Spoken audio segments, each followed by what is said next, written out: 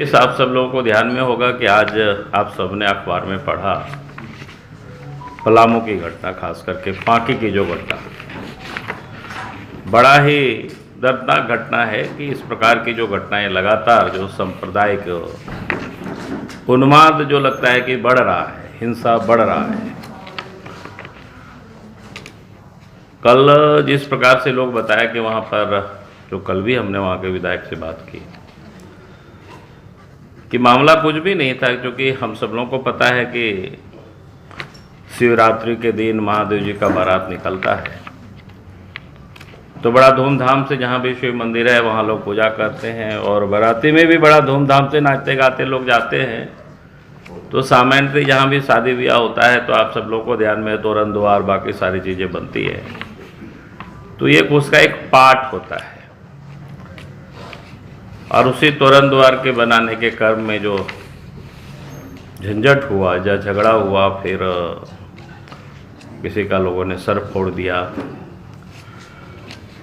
और उसके बाद स्वाभाविक है जो फिर हंगामा होता है, और हंगामा होने के बाद जो घटनाएं आप सब लोग परिचित है।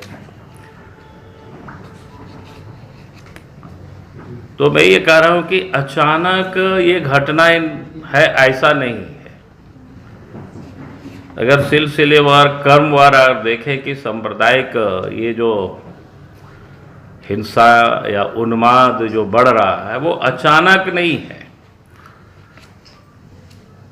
ये एक बिल्कुल सुनियोजित तरीके से इस प्रकार की घटना को अंजाम भी दिया जा रहा है। और आश्चर्य यह है कि और उसमें से सरकार की ओर से कहीं ना कहीं ऐसे तत्वों को संरक्षण मिल रहा है, यानी उनके ओर से पश्वित पुलवित जिसको कह सकते हैं। और जिस कारण से आज प्रदेश में एक प्रकार से जो सांप्रदायिक तनाव या तापीस वो अब एहसास हो रहा है, और मैं समझता हूं कि राज्य के लिए वो बिल्कुल, राज्य के लिए, समाज के लिए या विकास के लिए कहीं से भी वो उचित नहीं है, बिल्कुल अनुचित है। अगर इसी प्रकार की सद्भावना बिगाड़ती रही और सांप्रदायिक उन्माद फैलते रहा तो फिर राज्य एक और अंधेरे की गलियों में भटक जाएगी। अगर आप शुरू से देखें तो आज जो वर्तमान सरकार है वो एकदम वोट बैंक की राजनीति के खातिर उसको प्रोत्साहित करना, उसको संरक्षण देना। बोले अगर शुरू की घटना आप याद करें, लाहौरदगा की घटना, वो उसी प्रकार की घटनाएं घटी जो सीएए के विरोध में उत्साह क्या बोलते हैं विरोध कर रहे, उसके समर्थन में जो लोगों ने जुलूस निकाला परमिशन करके, और पुलिस के सामने फिर पथराव हुआ, जो घटनाएं घटी आप सब लोगों के समझ है ये सारे। उसके बाद भी जो रिपोर्ट आया, जो स्लीपर सेल बाकी वगैरह झारखंड में सक्रिय है, और फिर लेकिन सरकार की कोई कार्रवाई कहीं कोई दिखा नहीं उसका कि सरकार ने उस पर कोई कार्रवाई किया हो। तो ये बिल्कुल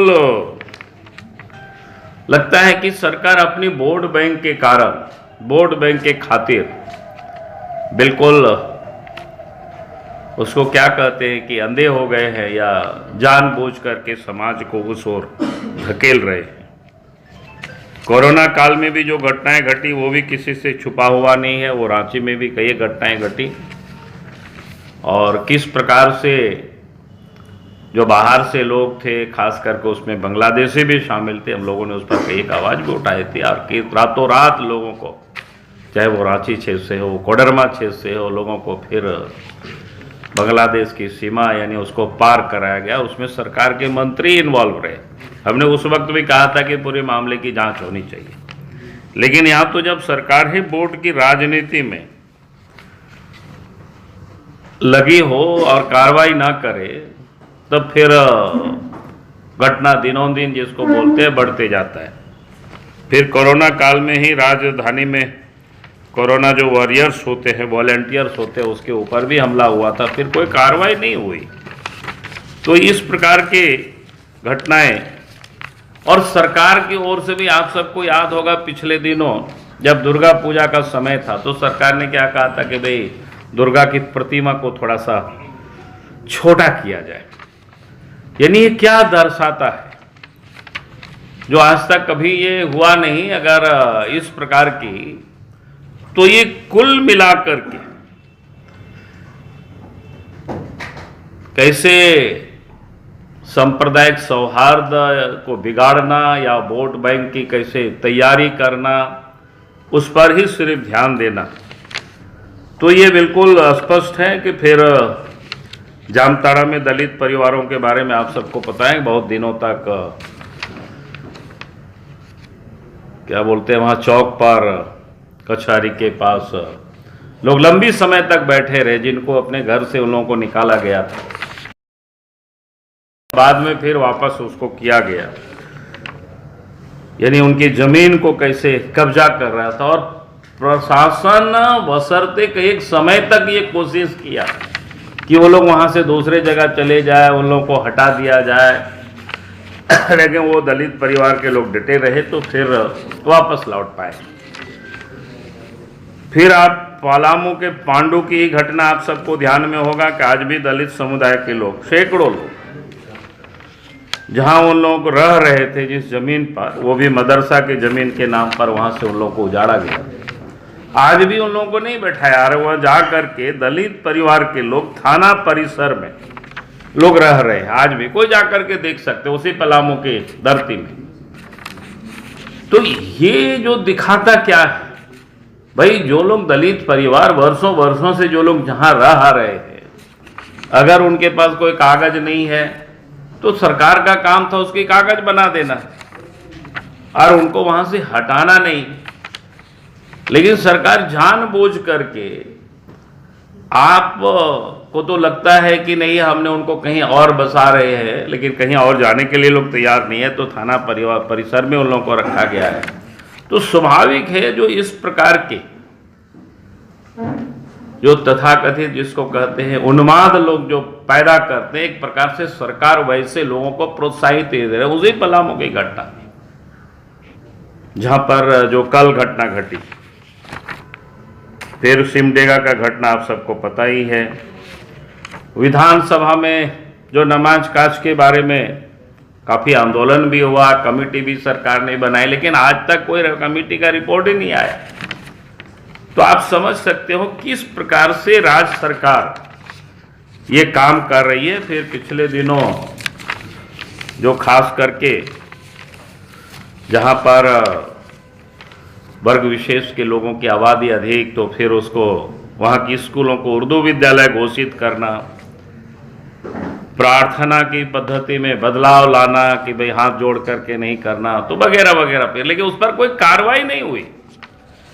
इससे इस प्रकार के जो तत्व है समाज में, वो उनकी मनोबल धीरे धीरे बढ़ रहा है और उसका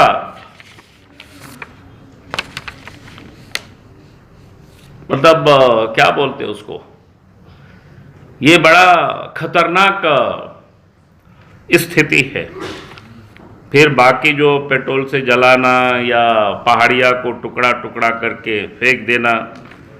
फिर अभी आप देखें शिवरात्रि के अवसर पर ही सरकार की ओर से आपने देखा कि देवघर का भी आपने पढ़ा होगा कि भाई 144 लगा दिया कि भाई सीमित संख्या में, बाकी वगैरह, या रूट वगैरह चेंज करना, जो एजिटेशन चल रहा है कि भाई क्या मतलब है सरकार ये, और सांप्रदायिक हिंसा में धकेलना, उस और राज्य सरकार राज्य को ले जा रही है।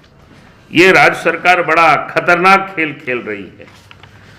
उसमें झांकी पर प्रतिबंध लगाना, उसकी ऊंचाई को कम करना, ऐसे एक प्रकार से ये जो जितनी उपद्रवी तत्व है उनकी मनोबल को बढ़ाना, और उससे अधिक दूसरा कुछ नहीं है। अब जब उसकी मनोबल बढ़ेगा तो स्वाभाविक है कि इस प्रकार की हिंसाएं, फिर आप सबको ध्यान में होगा कि रांची में ही जो घटनाएं घटी, उसके बाद आज तक उसका कोई रिपोर्ट कहीं कुछ आया नहीं, कोई कार्रवाई नहीं हुई अभी तक। उसमें तो शायद हाईकोर्ट भी कई बार डांट फटकार सरकार को लगाई।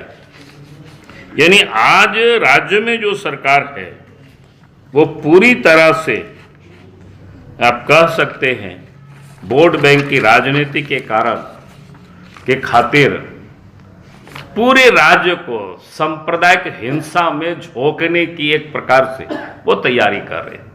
ये राज्य के लिए, राज्य के विकास के लिए, यहाँ के लोगों के लिए सर्वथा कहीं से भी कोई उचित नहीं है। और आज भी जो जानकारियां मिली है कि कल से कि पुलिस अनावश्यक रूप से, कि स्वाभाविक है जब कोई इस प्रकार की घटनाएं घटती है तो फिर रिएक्शन होता है। तो जिस प्रकार से धड़ पकड़ या लोगों को परेशान करना, तो मैं कहूँगा कि भाई सरकार को संयम बरतना चाहिए। और मैं बार बार एक बात कहा करता हूं कि भाई हमें हर हमेशा मानवीय मूल्यों के साथ खिलवाड़ नहीं करना चाहिए। नैसर्गिक जो नियम है उसकी पालन होनी चाहिए और इसमें सरकार को कहीं कोई कोताही नहीं करनी चाहिए। जो कि मैं लोगों को बताता हूं, आप सब लोग याद कर सकते हो, याद करिए जब अलग झारखंड राज्य बना, हम इस प्रदेश के मुख्यमंत्री हुआ करते थे, तो ईद और दुर्गा पूजा हम दोनों चीज समाप्त होने दिए। एक बार दोनों समुदाय का पर्व समाप्त हुआ और इसके बाद हम उपायुक्त को बोले और एसपी को कि भाई दोनों समुदाय को बिठा करके बोलो, ईद में सड़क पर भी नमाज नहीं पढ़ेंगे लोग, और दुर्गा पूजा में सड़क पर जो पंडाल लगाते ये भी नहीं लगना चाहिए। और आप सबको याद होगा, अगर उस समय के लोग होंगे तो सारे पंडाल अंदर चले गए और फिर सड़कों पर जो ईद का जो मेला लगते थे, एकदम सड़क जाम हो जाता था, उस वक्त उसको भी हमने खाली करवा दिया था। हमने कहा कि भाई एक बार, ताकि लोगों को ऐसा नहीं लगे कि हम किसी के साथ भेदभाव कर रहे हैं। तो मेरा ये कहना है कि सरकार जब होती है तो उनको कानून के हिसाब से काम करना चाहिए, किसी भी वर्ग के साथ भेदभाव नहीं करना चाहिए। और न्याय जो मैं बार बार कहता हूं कि भाई मानवीय दृष्टिकोण और नैसर्गिक न्याय के हिसाब से लोगों को न्याय मिलना चाहिए। कोई किसी को परेशान करे, तंग करे, चाहे वो जाति आधार पर, चाहे वो मजहबी आधार पर, तो ये कतई सरकार को बर्दाश्त नहीं करना चाहिए। लेकिन इस राज्य में जो आज जब से हेमंत सोरेन की सरकार बनी है, तो ये जानबूझ करके वोट बैंक की राजनीति के लिए समाज को या राज्य को हिंसा की ओर धकेल रही है। ये बड़ा खतरनाक खेल खेल रही है। हम उसका निंदा करते हैं और सरकार से हम आग्रह करते हैं उन चीज़ों पर गंभीरता से सरकार विचार करे और कठोरता से पेश आवे इन सारी चीज़ों पर। बहुत बहुत धन्यवाद। हम लोग साथ रहे, बात क्या होगी, हम लोग जाके मिले। तो लिफाफा लेकर जा रहे हैं या यही रहे? अब ये तो हमने नहीं पूछा भैया, मेरा काम नहीं था, वो आप लोगों के लिए वो सब काम है। सर, राज्यपाल ने कहा है कि हेमंत सोरेन बहुत अच्छा काम कर रहे हैं। उन्होंने ये भी कहा है कि मैंने लिफाफा इसलिए नहीं खोला क्योंकि सरकार अस्थिर न हो जाए। तो क्या अब देखिए उन्होंने क्या कहा क्या नहीं कहा, हम तो वो सब भी नहीं जानते, उनके पास क्या है नहीं है, क्यों नहीं खोला, इस सब बारे में कहाँ से बता पाएंगे भैया, हमारा विषय नहीं हो सब चीज़। पॉपुलर जी तो आप ही के पार्टी के लोग हैं और वो केंद्र की नुमाइंदगी करते हैं, राज्यपाल नहीं, राज्यपाल किसी पार्टी का नहीं होता, ये बिल्कुल गलत है। और सरकार भी मैं कहता हूँ जब सरकार मुख्यमंत्री बनती है वो पार्टी का नहीं होता है। ले ठीक है, पार्टी के कार्यकर्ता सरकार बनते हैं, मुख्यमंत्री बनते हैं, लेकिन वो सबके होते हैं। और गवर्नर तो या विधानसभा अध्यक्ष हो, इस प्रकार के जो संवैधानिक पद है वो दलगत से ऊपर होता है। वो तो प्रशंसा करके चले गए और आप लोग लगातार। हमने कहा कि आपने देखा होगा कि जब विधानसभा का सत्र प्रारंभ होता है, या केंद्र में हो या राज्य में हो, तो आप देखे होंगे या बजट सत्र प्रारंभ होता है, उस समय सरकार के द्वारा लिखित भाषण होता है, वो कहते हैं। बाबूलाल जी 2 दिन से अनिश्चितकालीन हड़ताल चल रहा है, वो शुल्क को लेकर 2%।